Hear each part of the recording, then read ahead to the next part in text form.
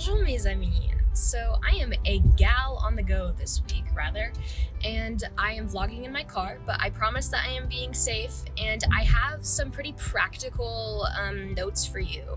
So school can be pretty intense, especially when you're trying to manage social or family life, and whether you're on exchange or not, it's really good to know some time management tips, and so that is what I have for you this week. So my mom is having hip surgery today, and I am in week 5 of classes, and schoolwork can be a bit overwhelming, and it's difficult to sort of have that family school life balance. And so this week I kind of want to focus on some things that I learned while I was abroad with my time management, allowing myself to have that cultural experience as well as focusing on my studies. If you don't have one already, I recommend getting a planner or using a digital service like Google Calendar. I also use Trello, which is a really great app for figuring out what I have due when and just keeping myself on track. As well as on my Google Calendar, I always block out time for when I'm working on what. That way I have an idea of how much time that I need to devote to something each day or each week.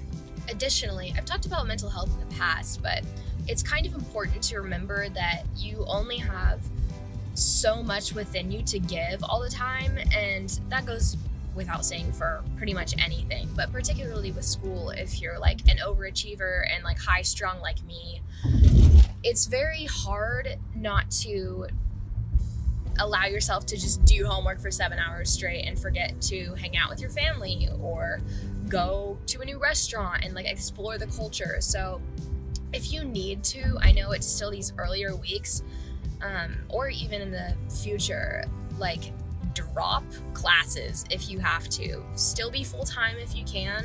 When I was in Canada, I only took 12 credit hours because I was only allowed 12 credit hours, and I'm really thankful that I was allowed to have that space to be able to explore things and not just be utterly focused on my studies.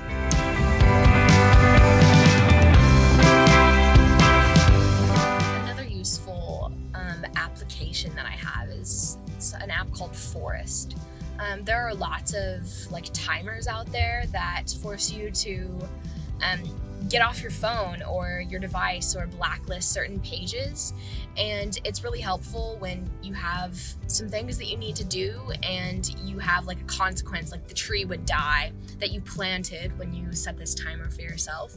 So it's really helpful to have this consequence that you could possibly get more work done that way if you are more of an end goal type of person.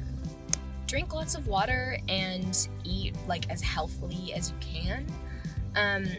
When you join clubs, oftentimes you can get free food by going to their meetings, whether you're a member or not. And as well as, I know that it's really helpful for people to be hydrated and just to be as highly functioning as you possibly can be as a human being, just by nourishing yourself, to be able to function properly, to really succeed at your classes. Because I know particularly in French, when you're thinking in another language or just really stimulating things, you have to really give your all to that, and you can't really do that if you're not taking care of yourself. Thank you all so much for watching, and I hope that you will come back next week to see what I am up to or what advice I have for you.